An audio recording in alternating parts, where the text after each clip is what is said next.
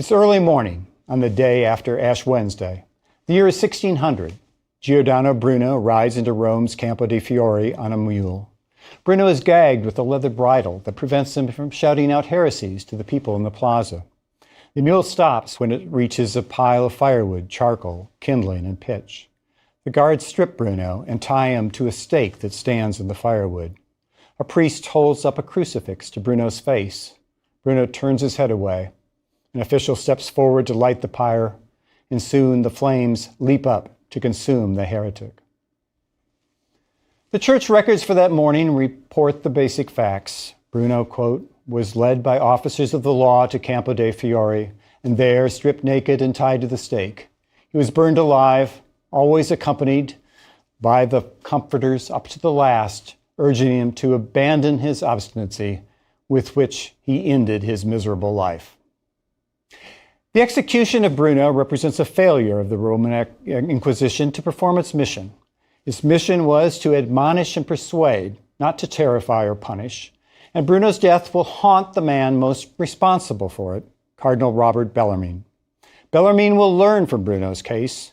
He will proceed differently 15 years later when he has to deal with another obstinate heretic, a scientist named Galileo. Who is Giordano Bruno, and what path led him to the stake in Rome? Well, to put it briefly, Bruno was one of the most original thinkers of the 16th century, a man who held ideas that seemed surprisingly modern for his age. Too modern, as it turned out. In 1562, at the age of 14, Bruno left his childhood home, a farmhouse near a small settlement of Nola, Italy. His destination was Naples, 30 miles to the west. Filippo, as he was called at the time, was a precocious boy, and because Naples was then the 5th largest city in the world, it is easy to imagine the attraction that it would have held for him. What Filippo did in Naples the first couple of years after his arrival, we do not know. Somehow he earned enough money to survive. It is also clear that he spent a great deal of time reading, studying, training his memory, and thinking. By age 17, Bruno entered the monastery of San Domenico Maggiore, where he took the name Giordano. San Domenico upheld the high intellectual standard.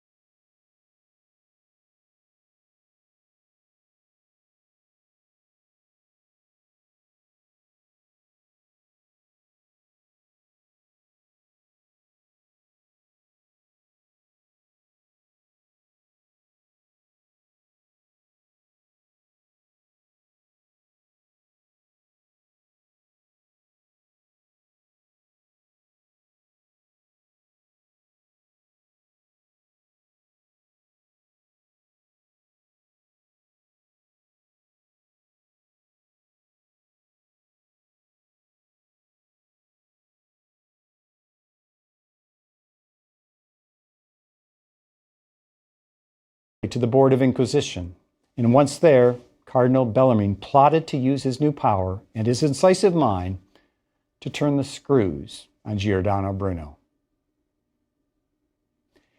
Bellarmine pored over the list of Bruno's possible heresies and reduced them to 8 propositions. Bellarmine proposed that Bruno would have to abjure each one of these 8 propositions if he wished to save his life. Now, the actual record of the 8 propositions has been lost, but the Church's summary of Bruno's trial provides several clues as to what might have been on the list. The summary indicates that there are 4 general subjects of concern on which Bruno refused to budge. They included his beliefs about the divinity and incarnation of Christ, the existence of multiple worlds, the souls of humans and animals, and the art of divination.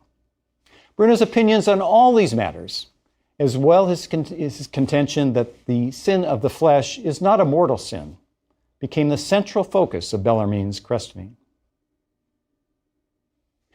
Bruno responded to the cardinal's questions with the demand that Bellarmine prove that the Pope considered each of these 8 propositions to be definitely heretical. Bruno told Bellarmine that if he could provide proof that the Pope's stance on these 8 propositions, then he would consider abjuring his positions. To Bellarmine, this demand must have seemed like pure insolence. At the very least, Bruno's demand for papal intervention failed to help his case. Equally unhelpful was Bruno's final retort to Bellarmine. After a series of escalating insults, Bruno told Bellarmine, "You lie through your throat." Frustrated by his intransigence, Bruno's inquisitors debated whether to subject him to torture. Historical records do not reveal whether or not torture was actually inflicted. At the very least, Bruno must have been aware of the threat, and for many prisoners, the threat alone would have been enough to produce a retraction. But not for Bruno. As Ingrid Rowland puts it in her biography of Bruno, in his own way, in his own terms, Giordano Bruno now began to prepare for his own martyrdom. Bruno was forced to kneel before his inquisitors. He heard his sentence. "We declare you, the aforementioned Friar Giordano Bruno, to be an impenitent, pertinacious, and obstinate heretic. We now expel you from our ecclesiastical bar and from our holy and immaculate church, of whose mercy you have now rendered yourself unworthy." Bruno replied, "You may be more afraid to bring that sentence against me than I am to accept it." It took some time for the Inquisition to decide to burn Bruno at the stake. Church officials had to weigh the political risk of offending some of Bruno's powerful friends around Europe. Bruno had shared his knowledge and his ideas for years, sometimes with kings, ambassadors, and dukes. Rome had reason to worry that his execution might have political repercussions. Execution also represented a failure of sorts. The Roman Inquisition set as its goal serving Christ through admonition and persuasion, not through punishment. But decide they finally did, and on February 8, 1600, church officials performed a solemn degradation. In this ceremony, Bruno was stripped of his symbols of priesthood, his deacon's stole, his subdeacon's alb and maniple, his acolyte's candle, his Dominican scapular, and his habit. And then he was shaved, dressed in the clothes of a layman, and turned over to a bailiff. The bailiff represented the secular arm of the Roman government. Secular authorities did the dirty work, not the church. The bailiff transported Bruno to the prison of Torre Nona, and for the next 8 days, various friars made unsuccessful appeals to Bruno to repent. Then the end came, on February 17, 1600. Did it really have to end at the stake? After all, Bruno had killed no one, led no insurrections, stolen nothing. His crime was to write and argue. Bruno was killed because of his ideas. Ideas that were original, thoughtful, beautiful in a way, but inconsistent with those of the church. Bruno burned because Cardinal Bellarmine concluded there was no way of bringing this brilliant and stubborn man into line. And in the year 1600, maintaining lines is what the church did. Times have changed. Today, Giordano Bruno is widely seen as a martyr to the cause of free speech, A large statue of Bruno rises at the site of his execution. Bronze letters on the granite pedestal proclaim, "To Bruno, from the generation he foresaw here, where the pyre burned." And every February 17th, the mayor of Rome lays a wreath draped in red and gold ribbons at Bruno's feet. The burning of Giordano Bruno came to haunt the man most responsible for it, Cardinal Robert Bellarmine. Within a decade of Bruno's execution, Galileo Galilei was using his telescope to observe the heavens. He became the first human to see the moons of Jupiter, the rings of Saturn, sunspots, and the craters of the moon. And what he saw convinced him that Copernicus had it right, that the earth revolved around the sun rather than the other way around as Catholic orthodoxy had it. For Bellarmine, the earth could not revolve around the sun for the simple reason, as he expressed in a letter. In Genesis, the Psalms, Ecclesiastes, and Joshua, you will find all agreeing that the sun is in the heaven and turns around the earth with great speed, and that the earth is very far from the heaven and sits motionless at the center of the world. In other words, Bellarmine believed in a geocentric cosmos because the Bible told him so. And yet, having learned a lesson in the Bruno case, Bellarmine approached this new threat posed by Galileo with care. He moved slowly, sought to avoid having the matter blow up. Bellarmine didn't condemn Galileo, he cautioned him. In 1615, he told Galileo and other scientists to treat their Copernican views as hypotheses and not as facts. In the next year, the eyes of the church officials, Galileo crossed the line and openly advocated Copernican views. Bellarmine again warned Galileo not to hold, teach, or defend Copernican theory, but he did not and would not put Galileo on trial. Now, Galileo finally faced the Inquisition in 1632. That's 11 years after Bellarmine's death. He was tried for violating a 1616 injunction allegedly issued by Cardinal Bellarmine, but one which almost all historians believe was post-dated, an invention by the church officials, anxious to silence the great scientist. There's good reason to believe that had Bellarmine not learned the cautionary lesson that he did in the Bruno case, Galileo might well have been silenced and punished in the prime of his life, rather than at the end of his productive career. One final thought to consider about this rather unlikely pair, Bruno the philosopher, Galileo the scientist. Galileo, in the end, chose to recant his ideas and live. Bruno was the braver of the two men. He chose to die for his ideas.